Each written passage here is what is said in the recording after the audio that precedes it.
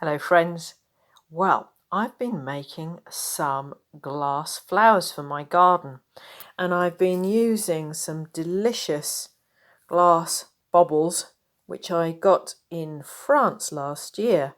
Delicious. As you can see, they're quite big and they're perfect size for these lovely glass bowls, which are quite iridescent and delightful.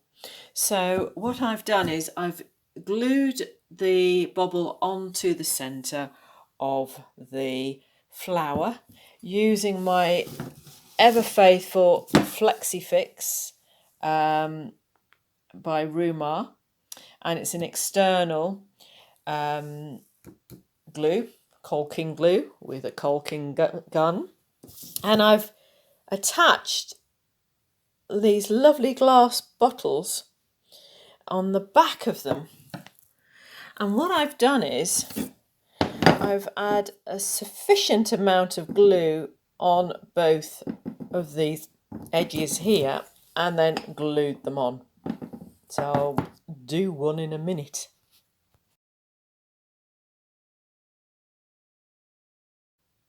So on this little flower, on the back of the flower here, I'm going to add quite a substantial amount of the caulking glue.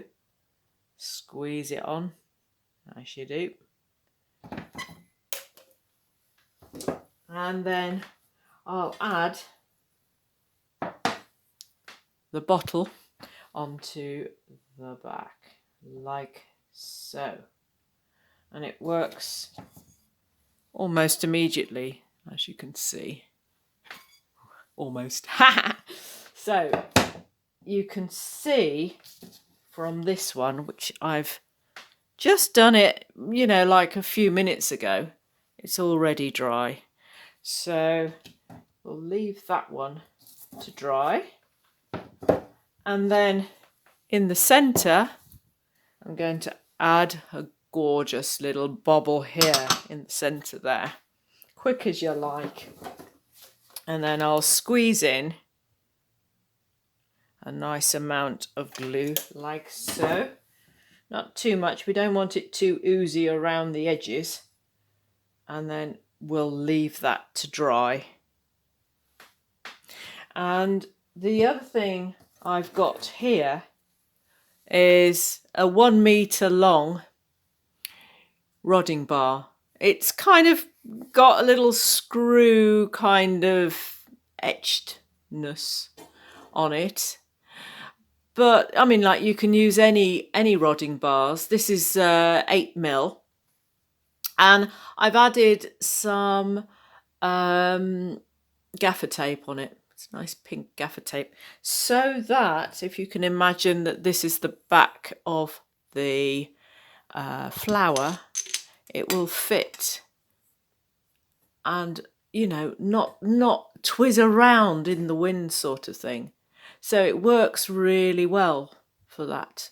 So yeah, so that's basically how I do it. So if I just glue on the final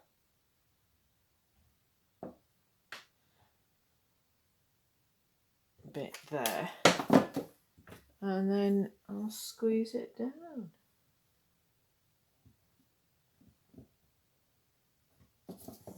Like so. Yeah. Of course you can use smaller bottles, but these are the ones I have at the moment, and I quite like the quirkiness of it says lung tonic on it. So it's quite an old 1950s glass vessel, so it works really well. So the plan is I'll then use the rods through here very carefully, and then they become flowers like so. So that's all there is to it, ladies and gentlemen. I'll show you the others later on in some photographs. See you soon. Bye.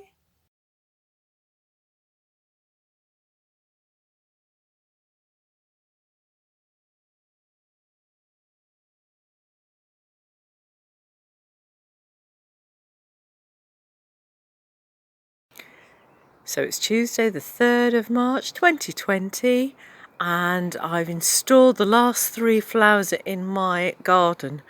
And the whole purpose of having these glass flowers is that during the winter there's a little bit of brightness and sunshine and colour in the garden.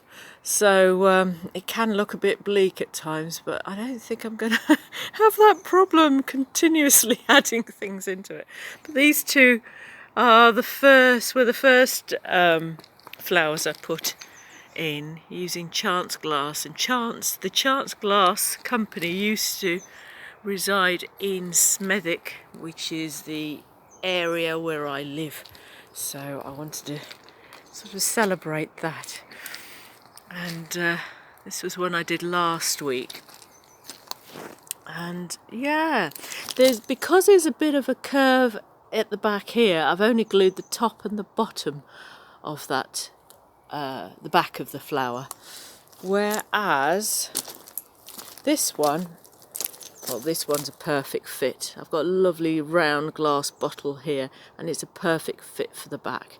And even though there's a copious amount of glue, you can't really see it from the front. And this is a tea light as well as one of my glass baubles. And I even found a little leaf in one of the shops, charity shops, so it kind of matches very nicely.